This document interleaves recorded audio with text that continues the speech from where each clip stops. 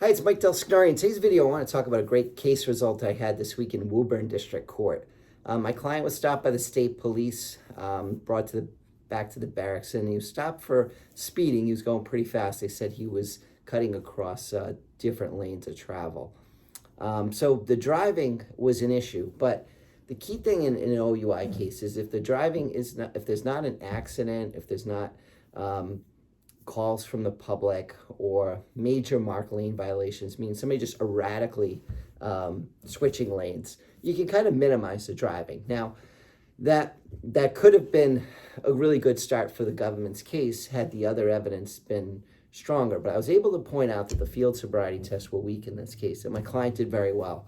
So I really focused on that. I started my cross-examination with the 9-step walk and turn, one leg stand. I wanted the judge really, judges listen to the direct. Usually my client case in Woburn was similar. I had a case in Uxbridge actually the day before where clients are usually nervous after the direct. They're like, oh, that sounded strong, and I need to change the complexion of the case. And I know I can do it because I've done it before.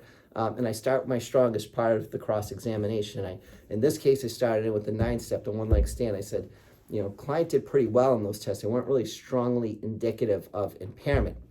Now, what I like to do is I like to, when I can, I like to sort of distinguish between major and minor signs of impairment. So when the 9-step walk and turn, I consider major impairment, stumbling, staggering.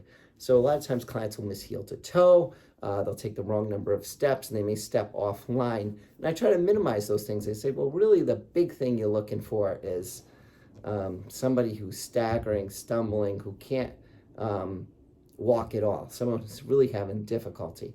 So, and there's different degrees of that. The better your client does in the test, the less you really have to try to distinguish between what are major and minor signs of impairment, because a lot of things on the field sobriety test are very minor. You miss heel to toe, how far, does that really show you drunk just because there's a space?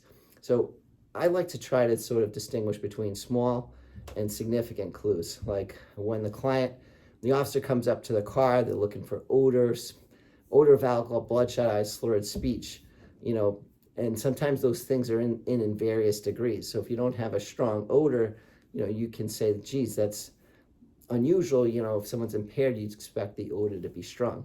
Alcohol in the car, a lot of our cases, there's no alcohol in the car. I'd say that can be a very major indicator.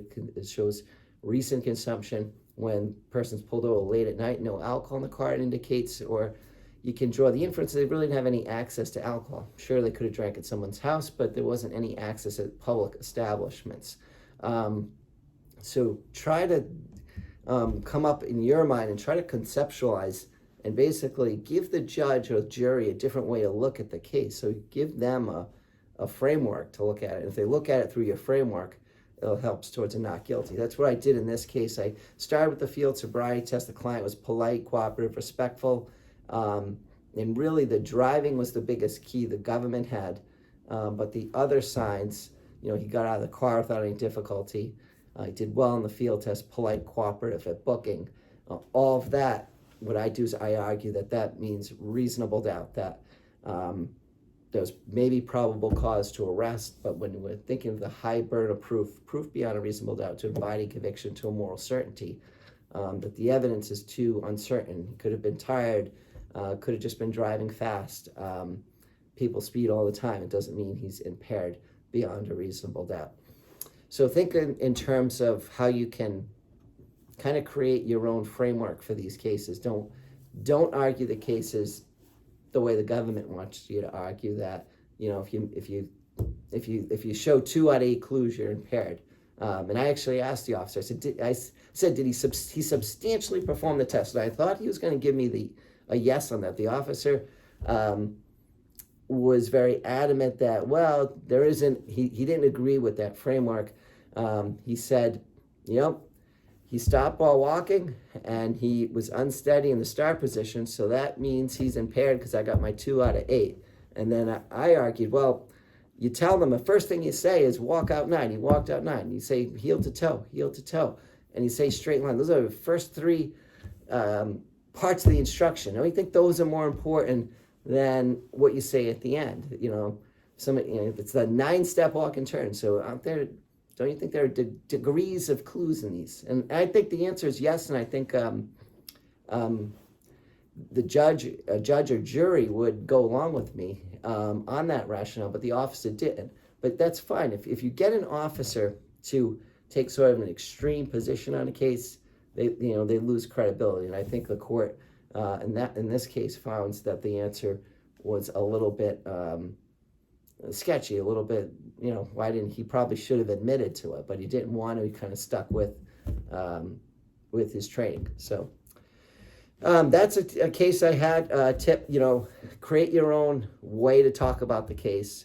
If you have bad driving, look at what you have good. Start with your strong points. Really emphasize the field test. Emphasize the booking process. If you have good driving, obviously you want to emphasize that. I prefer to have good driving in a case rather than good field tests. But we work with what we have, and this is my passion, helping people charged with OUI cases.